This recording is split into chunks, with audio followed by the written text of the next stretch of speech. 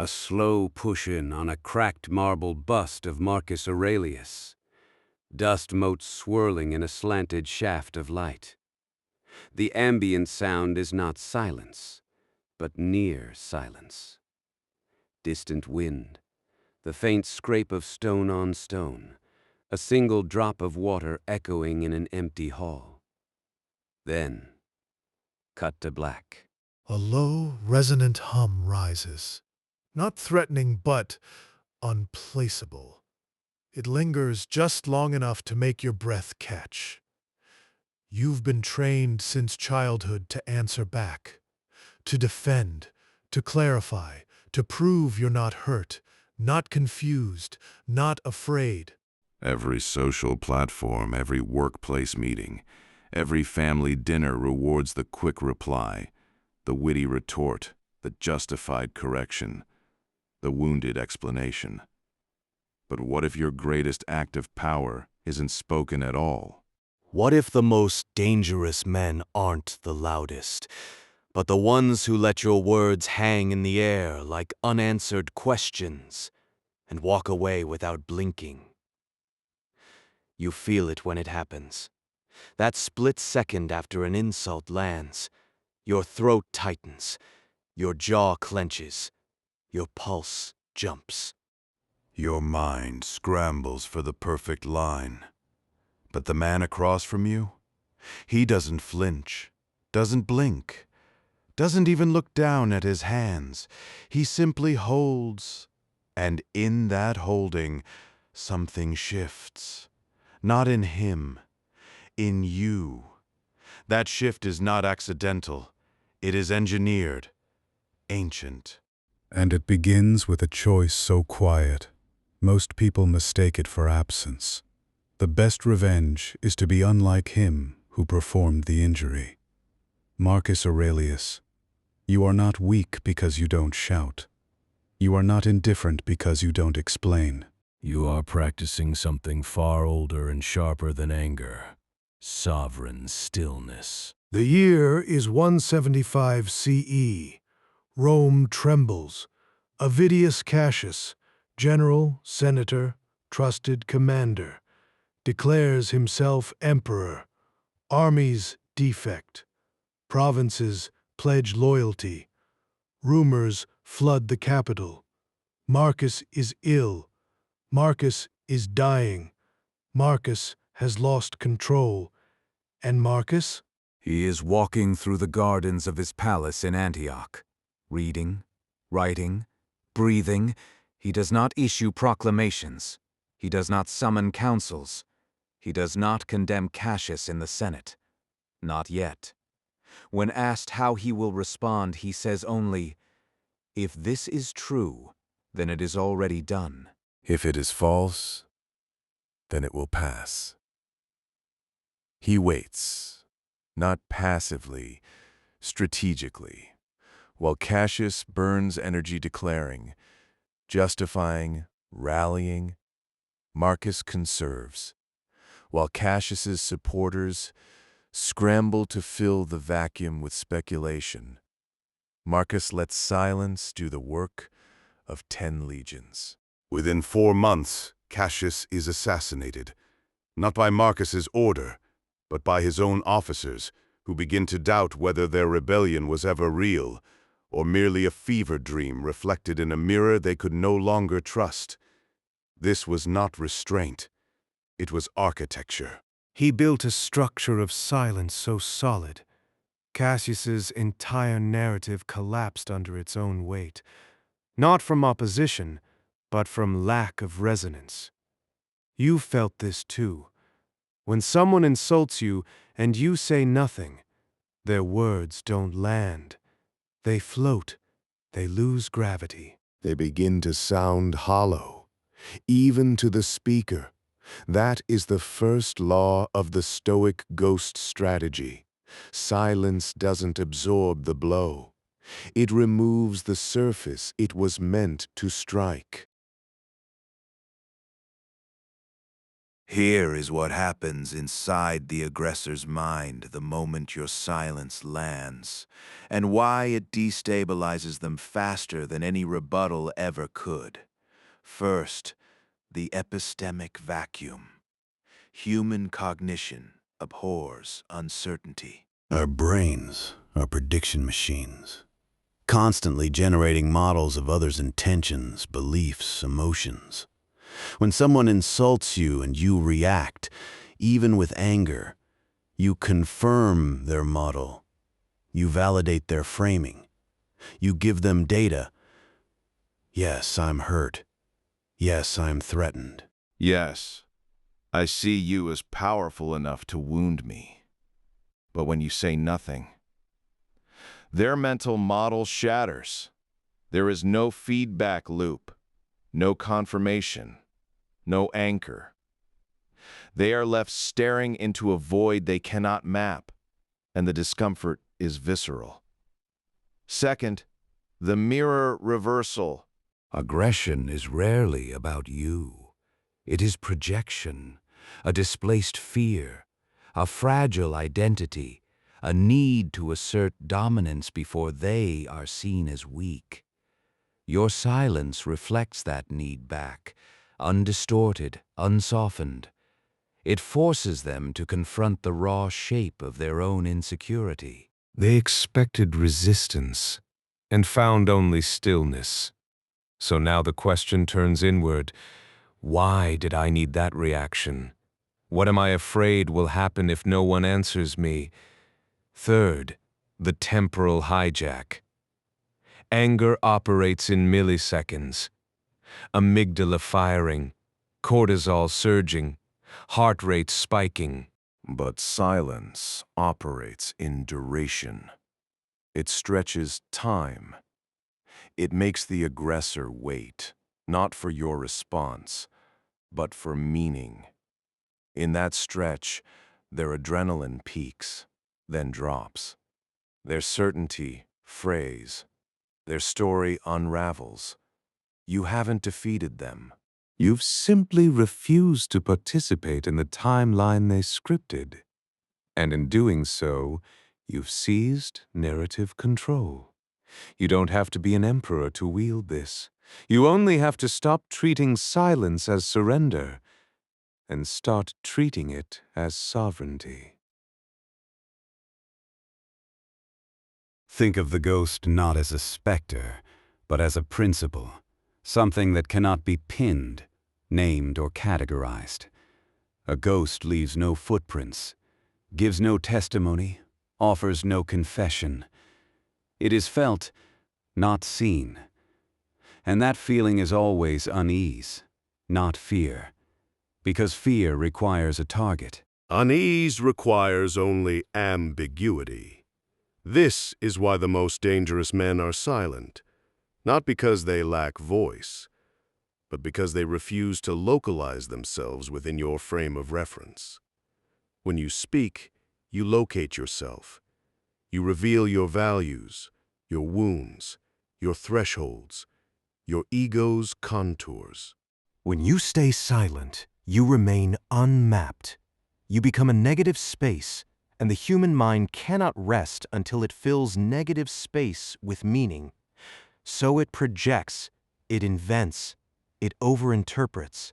It assumes depth where there may be discipline, and power where there may be patience. Marcus didn't silence Cassius with words. He silenced him by refusing to grant him the dignity of a dialogue, by withholding the very thing Cassius needed to feel real recognition.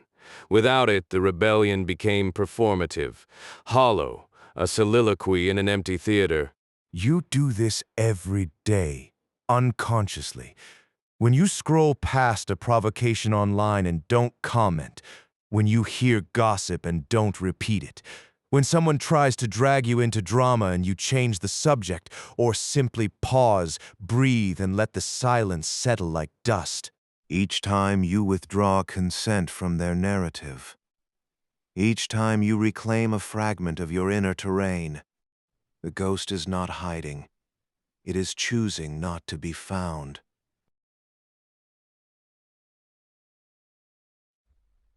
Let's be clear. Stoic silence is not suppression. It is not gritting your teeth while rage boils beneath. That is tension, not stillness. True silence is neurological recalibration.